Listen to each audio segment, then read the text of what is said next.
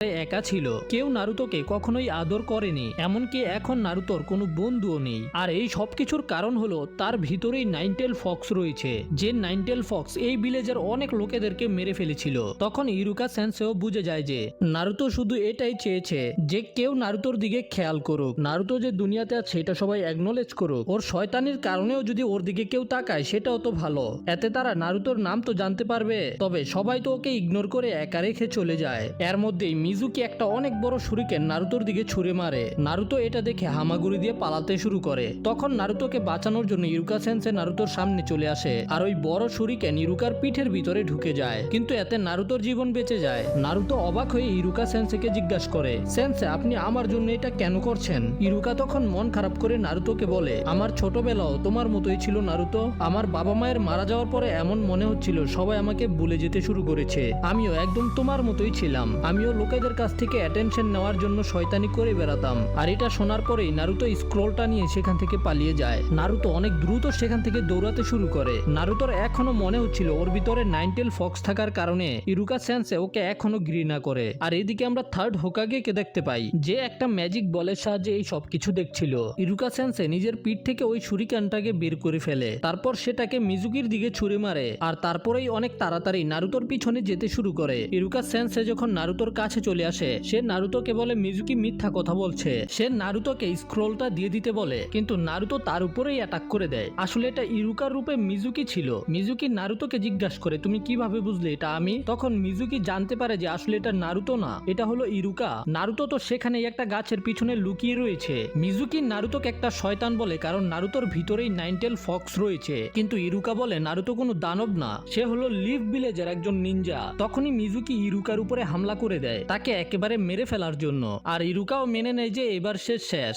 কিন্তু তখনই নারুতো মিজুকির উপরে অ্যাটাক করে তাকে দূরে পাঠিয়ে দেয়। মিজুকি বলে যে আমি তোর মতো পিচ্ছিকে একটা ঘুষি দিয়েই মেরে ফেলতে পারি। তবে নারুতো তখন বলে তুই চেষ্টা করে দেখ। আর এরপরেই নারুতো শ্যাডো ক্লোন জুৎসুর ব্যবহার করে হাজার হাজার শ্যাডো ক্লোন বানিয়ে ফেলে, যেটা দেখে তো ইরুকা অনেক ইমপ্রেস। কিন্তু মিজুকি তো মনে হয় প্যান্টের ভিতরে হেগেমুতে লেটা বেটা করে দিয়েছে। আর এই হাজার হাজার শ্যাডো ক্লোন মিজুকির কি অবস্থা করে এটা তো বুঝতেই পারছো। তারপরে ইরুকা নারুতোকে তার কাছে আসতে বলে। এদিকে থার্ড হোকাগে বাকি নিনজাদেরকে বলে যে নারুতোকে খুঁজে বের করার দরকার নেই, স্ক্রোল এখন সুরক্ষিত আছে।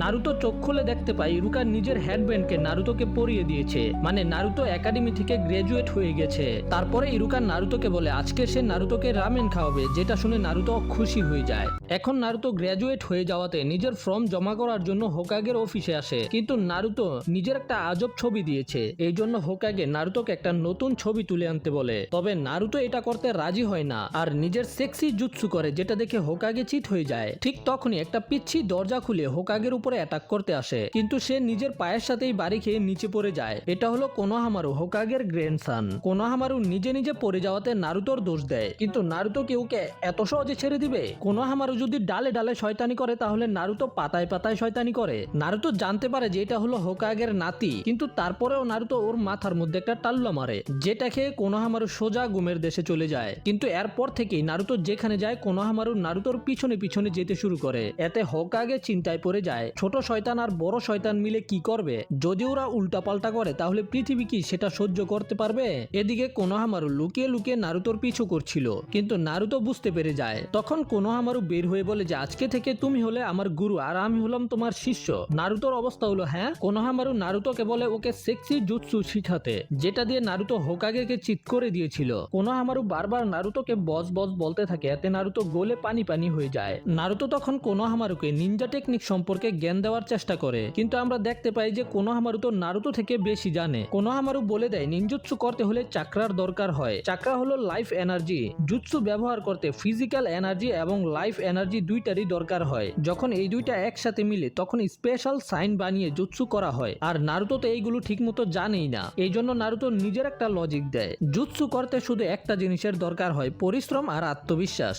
এখানে তো দুইটা জিনিস, কিন্তু কোনোহামারু বুঝতে পেরেছে। তারপরে নারুতো কোনোহামারুকে সেক্সি জুৎসু শিখাতে শুরু করে, কিন্তু এতে নারুতোই মাইর খায়। নারুতো তারপরে কোনোহামারুকে নিয়ে আলাদা আলাদা জায়গায় যায় মেয়েদের বডি দেখানোর জন্য, যেন কোনোহামারু শিখতে পারে। তবে এটা করতে গিয়ে মাইর খেয়ে নারুতোর হাল বেহাল হয়ে যায়। তারপর জঙ্গলে গিয়ে নারুতো কোনোহামারুকে শিখাতে শুরু করে। তারপরের সিনে নারুতো ঘুম থেকে উঠে নাস্তা করে হেডব্যান্ড পরে বের হয়ে যায়, যেখানে কোনোহামারু আবারও নারুতোর সাথে লাগতে আসে। তখন নারুতো নিজের হেডব্যান্ড ব্যান্ডের উপরে ইশারা করে বলে যে আজকে থেকে আমি একজন নিনজা, এই জন্য আমি তোমার সাথে ফালতু সময় কাটাতে পারবো না। এরপরে আমরা সাকুরাকে দেখতে পাই যে রেডি হচ্ছিল। ওর মা বলে সাকুরা তুমি লেট হয়ে যাবে। সাকুরা জবাব দেয় হ্যাঁ হ্যাঁ আমি যাচ্ছি মম। আর ওর ভিতরে থাকা অন্য একটা সাকুরা বলে আপনি আমাকে আর কতদিন বাচ্চা মনে করবেন, আমি এখন বড় হয়ে গেছি। তারপরে যাওয়ার সময় ওর দেখা হয় ইনো নামের একটা মেয়ের সাথে। ওরা একে অপরকে অ্যাটিটিউড দেখিয়ে সেখান থেকে যেতে শুরু করে। ওরা দুজনে আসলে রাইভাল, আর ওরা দুজন একে অপরের সাথে রেস লাগতে শুরু করে দেয়। তখন আমরা নারুতোকে দেখতে পাই যে বসে বসে হাসছিল।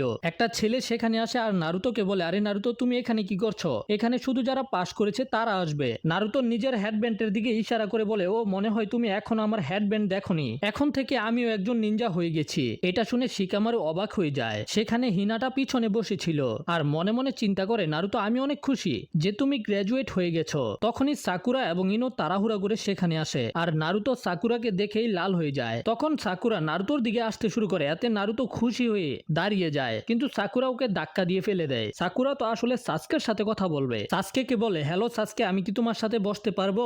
তখনই ইনো সেখানে এসে বলে সাসকের সাথে শুধু আমি বসবো, তুমি বুঝতে পেরেছো?